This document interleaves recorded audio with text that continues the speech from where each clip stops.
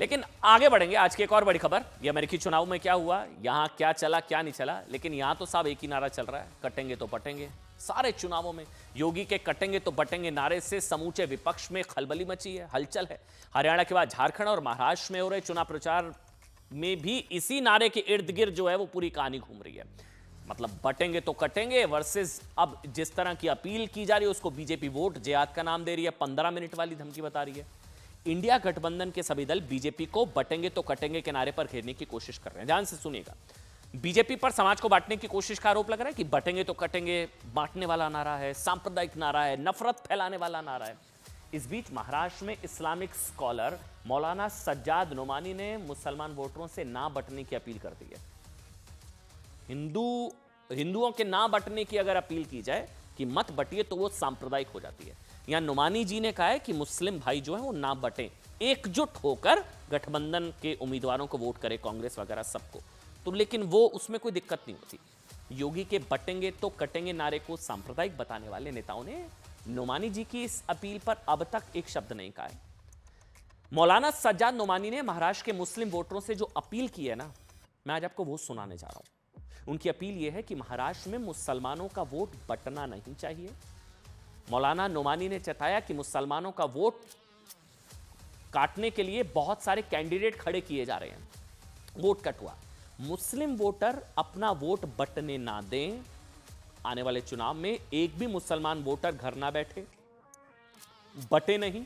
उनकी अपील है कि महाराष्ट्र के 100% मुसलमान वोटर अपना वोट जरूर करें और एक ही प्रत्याशी को दें। उनकी अपील में नोमानी ने यह भी बता दिया कि मुसलमान वोटरों को इस बार वोट कहां देना है, पेंच यहां है।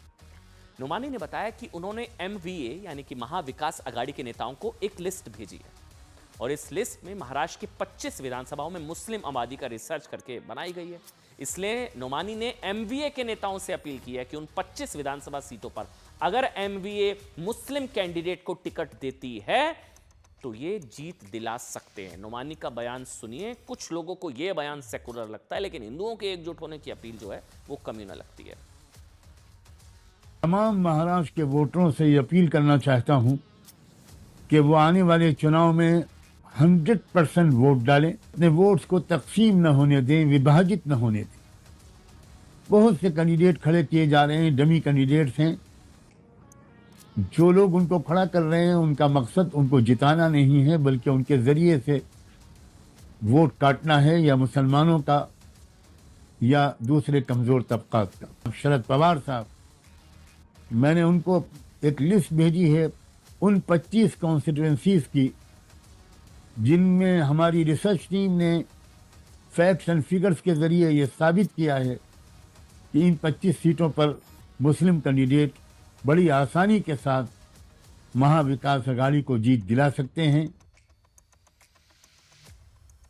इसलिए विपक्ष के नेताओं से पूछा जा रहा है साहब कि अगर योगी का बटेंगे तो कटेंगे वाला नारा सांप्रदायिक है तो फिर नोमानी जी की मुस्लिम वोटरों से ना बटने की अपील क्या है? फिर आप जानते हैं कौन है ये नोमानी जी, जिन्होंने करीब 1 महीने पहले राहुल गांधी जी को चिट्ठी लिखकर पूछा था कि उन्हें खुलकर मुसलमानों की समस्याओं पर बात करने से परहेज क्यों है।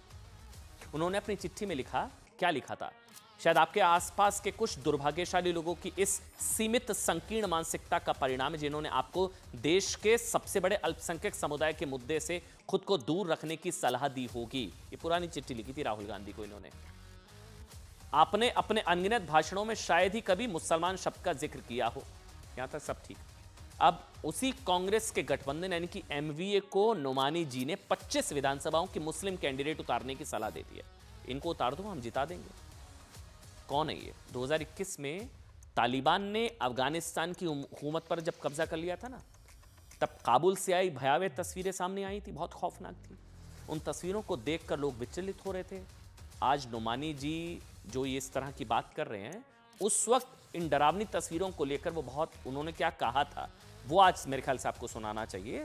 तालिबान के सत्ता में कामिज होने के लिए तालिबान को मुबारकबाद दी थी, तालिबान को मुबारकबाद नोमानी जी ने। सुनाते हैं आपको। जो अंदाज सारी दुनिया ने देखा उसमें कहीं भी कोई गुरूर, कोई तकब्बुर, कोई घमंड, कोई बड़े बोल नहीं नज़र आए। नज़र आया तो ये कि वो नौजवान काबुल की सरजमीन को चूम रहे हैं और अपने उस मालिक का शुक्र अदा कर रहे हैं। मुबारक हो इमारत इस्लामी अफ़गानिस्तान के कायदीन को। आपका दूर बैठा हुआ ये एक हिंदी मुसलमान आपको सलाम करता है। इस बीच योगी आदित्यनाथ ने आज महाराष्ट्र के अमरावती में एक रैली की। इस रैली में योगी आदित्यनाथ ने फिर बटेंगे तो कटेंगे का नारा दोहराया। उन्होंने कहा कि बटिए मत, क्योंकि अब भी बटे थे, जब भी बटे थे तो कटे थे।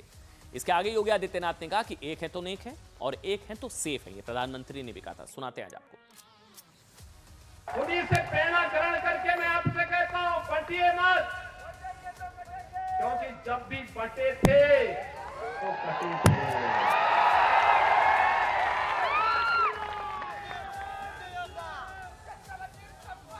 एक है तो नेक है, एक है तो सेफ है, और बटे थे तो कटे थे।